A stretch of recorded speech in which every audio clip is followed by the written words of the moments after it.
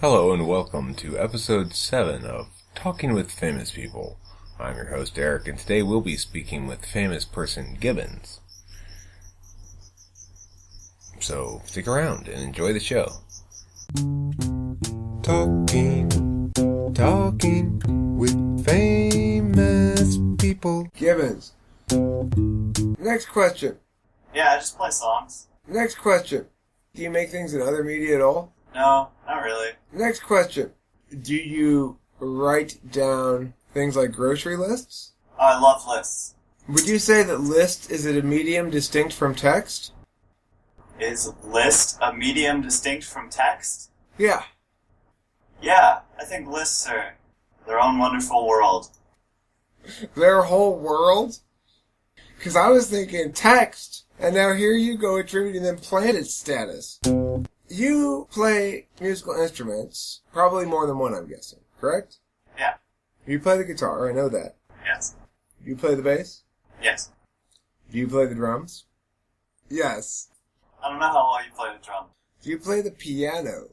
Not very well. Next question. Where are you going? If I told you where the destination was, it would rob you of all the joy. What is behind this bad production value thing you got going on?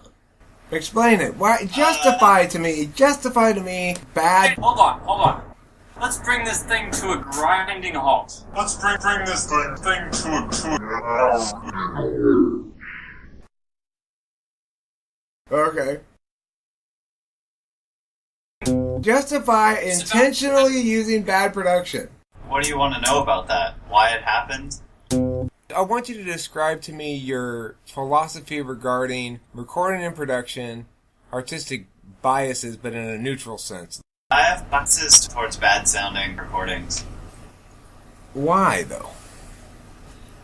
There's a certain charm to them. Like Daniel Johnston's song, recorded in a garage on like a terrible tape machine.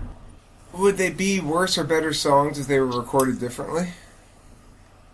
Yeah. Are you distinguishing between songs and tracks, or are you viewing them as essentially the same thing? I'm viewing them as the same thing here, in this case.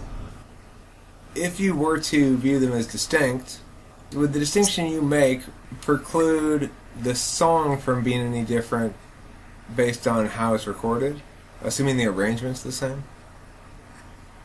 I've heard people do the songs in the same way, and they just don't strike me the same way.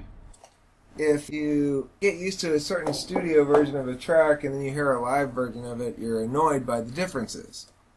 Is that possibly what's at play here, or do you think that there's something fundamental about the recording style that you're referring to that makes it more distinct? I don't know. I'm not saying bad recordings are like better. I'm more attracted to them. Do you see a recording as a capture of an event, a manifestation of a song, or something else? It's like all of those things. It's different for every recording. It's different for every recording. Yeah. How do you write songs? Do you write them by having melodic phrases? Do you write them freestyle-ish? Or do you have some other methodology? I'd say majority of the time, it's mostly me tinkering around with the guitar until I freestyle something I like. You've described a process of songwriting whereby you have freestyled some ideas, you got a couple chord changes, and you say to yourself, okay, this song is now finished. Suddenly, famous producer Timberland comes over to your house, and he says, I'd like to record that song of yours. And you have at your disposal now me and all this really super expensive equipment and everything you possibly want. Do you believe that you could make right or wrong choices on how to utilize that resource to record your track? Saying to yourself, no, I don't want to do that. What sort of thing would that be? Hiccups in a recording.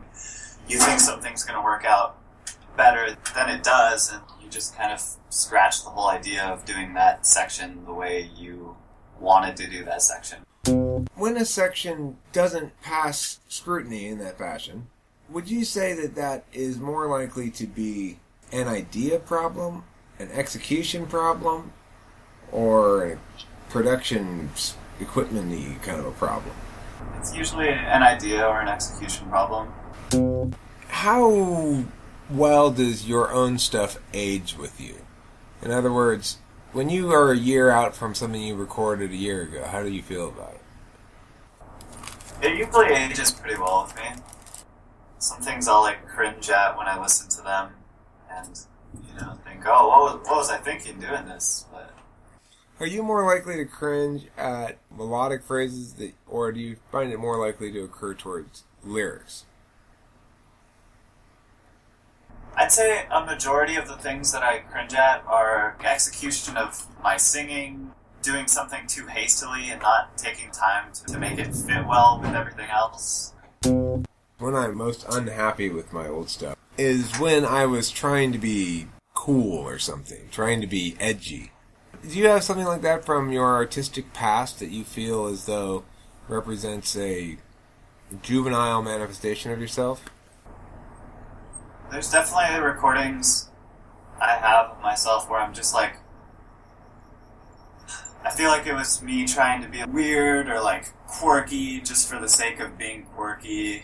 It's not good, it's just different. Like, are you driven in your song construction ideas primarily by catchiness or mood/lyricsy stuff? I'd say lyrics. I'm driven by lyrics. I want to take pride in good songwriting and being a good lyricist.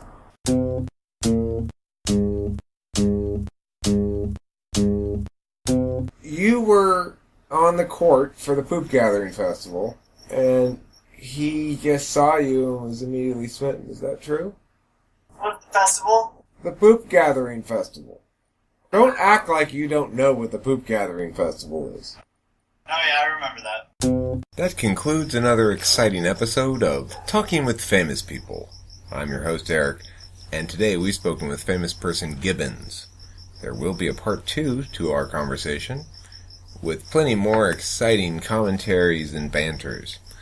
However, the thing that you probably will really look forward to is the fact that we recorded some of this guy's songs.